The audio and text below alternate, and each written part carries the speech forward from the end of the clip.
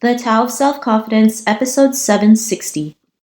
Welcome to the Tao of Self-Confidence, where I share stories of amazing women who have discovered their inner journey to self-confidence. Visit our website at thetaoofselfconfidence.com. Your inner journey to self-confidence awaits. Well, hello, friend. Welcome to the Tao of Self-Confidence, where I share stories of amazing women who have discovered their inner journey to self-confidence. I'm your host today, Sheena Yap Chan, and today I have a phenomenal lady on the show today. She's a global keynote speaker and author, and I'm really excited to have her on and share her story with us today on self-confidence. So without further ado, I'm going to introduce you to Tanvi Gautam. Tanvi, how are you today? Maybe you can fill in a little bit more by yourself to the listeners. I'm great, Sheena. I'm so excited to be on your podcast, which is a fantastic podcast spotlighting the thought leadership of women. So thank you for inviting me to the show. I am someone who's very passionate about helping individuals and organizations step into their next level of greatness. And that could end up being through the work that I do with the C-suite leaders in designing programs for their leaders in their organizations. It could end up being through executive coaching. It could end up being through, running the Global Women in Leadership program here at the university, which is a very, very popular program that we have women flying in from all over the world to attend. And I'm also a mom, which I consider almost like a full-time job more than anything else. So yeah. Thanks for sharing that. And I'm glad that you mentioned, being a mother, because I think being a mom is the most underrated job in the world. Like, people don't understand what mothers go through to take care of their children. So I think, it's great that you're able to share that. And Tanvi, what's your cultural background? So I'm ethnically Indian, although I have been mistaken for being Spanish a couple of times, being Egyptian a few more times. And I love it because I think Spanish and Egyptian women are very, very beautiful. Thanks for sharing that. And I think we all get mistaken for something. I know I've been mistaken for Korean and some other, I don't even remember. So I think it happens to all of us. And what would be your favorite self-confidence quote? Well, my favorite self-confidence quote is, "It doesn't get easier, you become better." And I think I remind myself of that very often when I'm struggling with something that I, can't wrap my head around or can't get under control. Because I think many times we take the first sign of failure or something not working out as, oh, it's not meant to be, or I'm not meant to be. But I think sometimes people just quit before the miracle, and you have to persist. And, one of the things I tell people to do is to kind of think back maybe a year or two about what it is that they have in their life now that they're taking for granted, but at one time they were working very, very hard at it, and they'll see how far they have come. And no, it didn't become easier. You became better.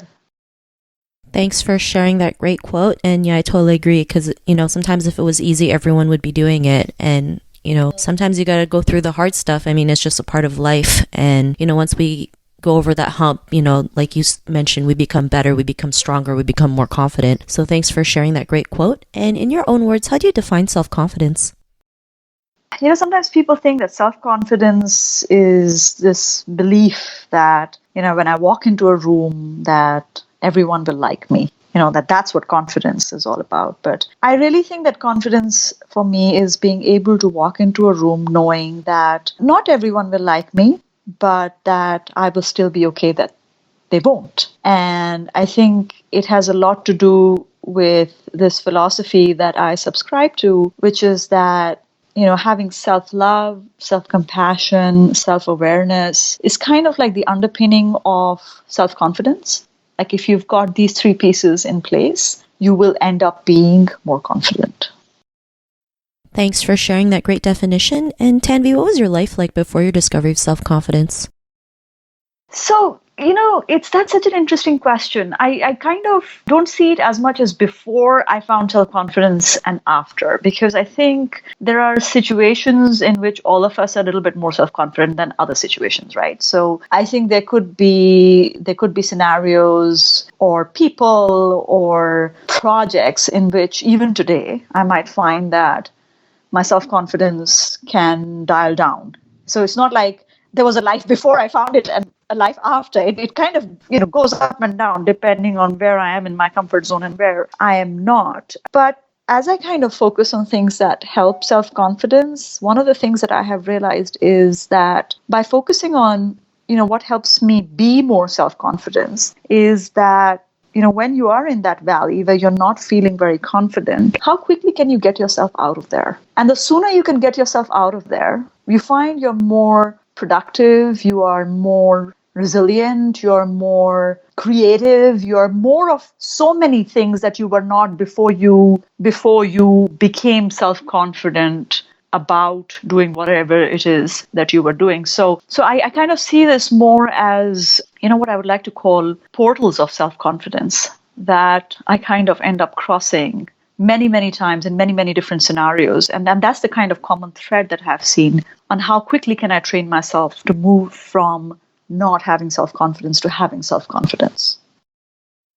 Thanks for sharing that. And it's true, confidence is like something we go through for the rest of our lives because we have new challenges, new setbacks, new roadblocks, new success. And, the more we practice it, the more we can become confident. And, what was that point in your life when you realized you can go out there and be who you are today, especially, being a speaker and author? I mean, what was that aha moment?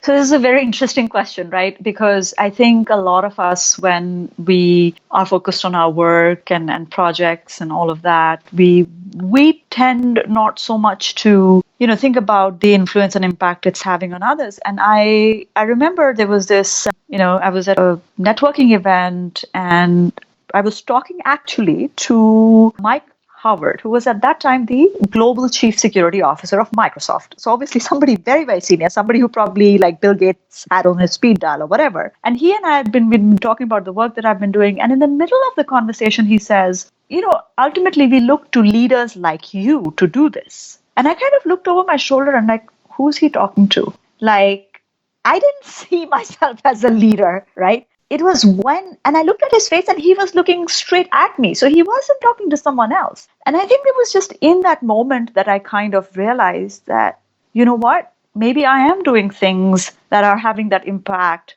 where others might look at me as a leader. But do I necessarily see myself as a leader? And the answer was no, because I was too busy doing the work to be wondering whether I was being seen as a leader or not being seen as a leader. And so one of the things that, I tell my clients that I work with is that leadership is not a position. It's like an internalized piece of identity. And a part of it is just learning to accept that, you can be doing things where others are looking to you to be a leader in that situation, that you are actually, inspiring other people, or by stepping into your power and greatness, giving permission to 10 other people to step into their power and greatness. So it's not so much about like having that title or that role as much as seeing yourself as someone who is capable of filling those shoes. And for me, that moment shifted a lot of things. To have that reflected to me by Mike kind of made me stop and say, so he sees me as that, but do I see myself as that? And that was a reflection point for me.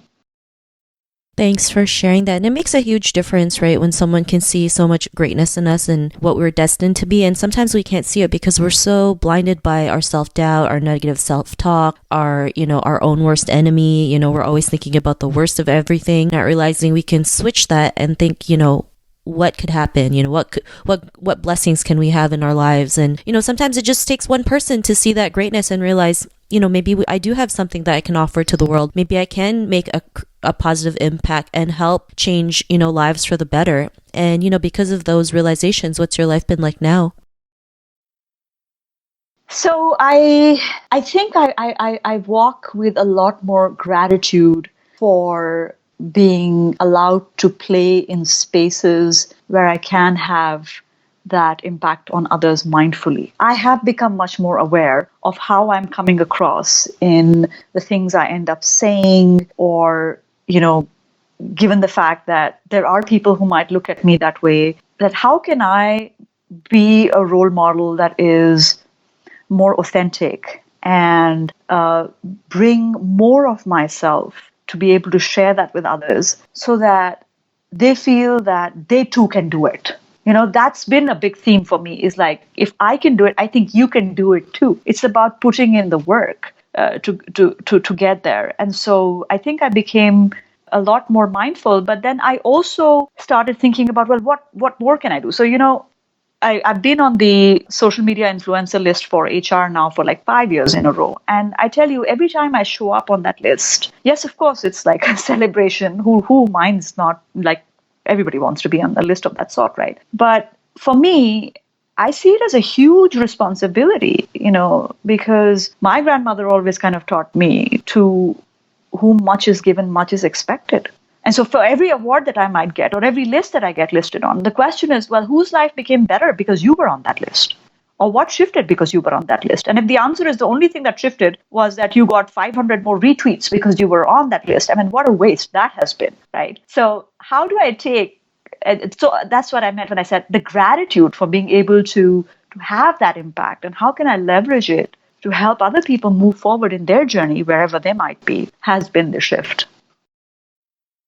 Thanks for sharing that. And, I love how you mentioned that your grandmother said, when much is given, much is expected. And, I think some people don't realize that, right? I mean, yes, it's great to get, like you mentioned, 500 retweets, but, is it creating that impact because you are on a list that is, promoting that? And some people don't realize, like, it's also a responsibility now. You have to act with integrity and make sure that, what you're doing is in the best interest of other people at the same time, and being authentic at the same time as well. So I'm glad that you were able to share that, because I mean, there's some people who just, take that for granted and realize, like, they think they're invincible, nothing bad can happen to them. But, sometimes just one malicious act of whatever it is, like, can damage that. So you have to realize to, like, stay humble and be grateful at the same time that you were blessed with that, and that you have the capacity to create that positive impact. So yeah, I hope that made sense. Yeah.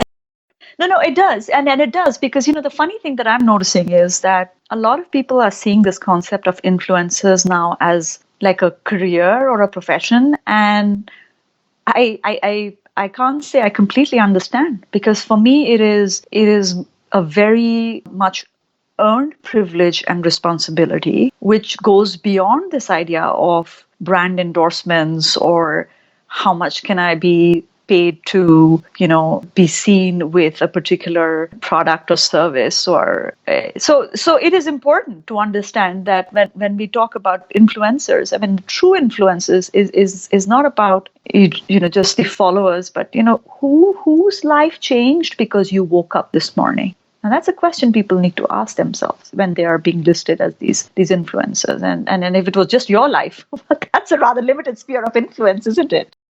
Yeah, thanks for sharing that. And, to the woman who's listening to your episode, she may be in her own journey to self-confidence. What'd be that one tip you would give to her?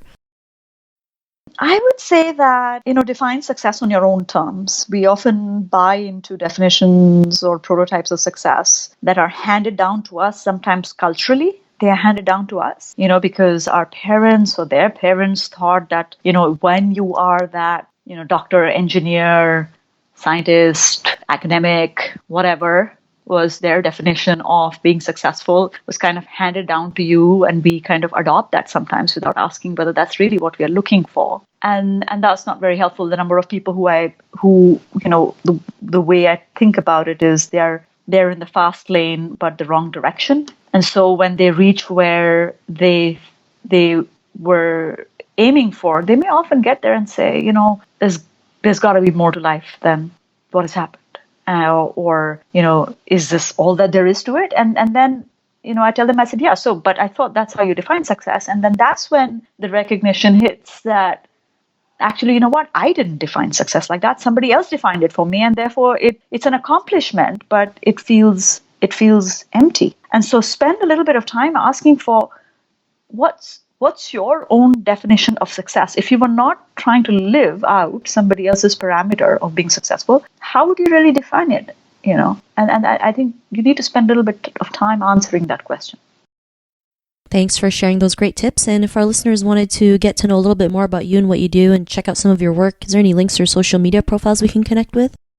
You can always find me on Twitter. I spend a lot of time there. I'm sure you will link to it in the show notes. If you wanted to look up my book, especially your women listeners, it's www.thesparklieswithin.com, which is the name of the book, The Spark Lies Within. So that might be a good place to go. Otherwise, drop a note on LinkedIn and say, hey, I'm a friend of Sheena's, and I'll be sure to accept your request. Thanks for sharing that. And to our listeners, if you want to connect with Tanvi, you can also head on over to thetaoofselfconfidence.com and search for Tanvi's name. Her show notes will pop up along with everything else that we talked about. And I really just want to thank Tanvi today for taking the time to share her stories and tips with us on self-confidence. So thank you so much, Tanvi. Thank you so much for having me, Sheena. Not a problem. It was really great having you on the show. And to our listeners, be on the lookout for another new episode of another amazing woman's journey to self-confidence. And we'll talk to you soon. Bye for now. Thank you for tuning in to another amazing episode of the Tao of Self-Confidence. Want to learn how you can use podcasting to market your business? Download your free report by visiting our website at thetaoofselfconfidence.com. Your inner journey to self-confidence awaits.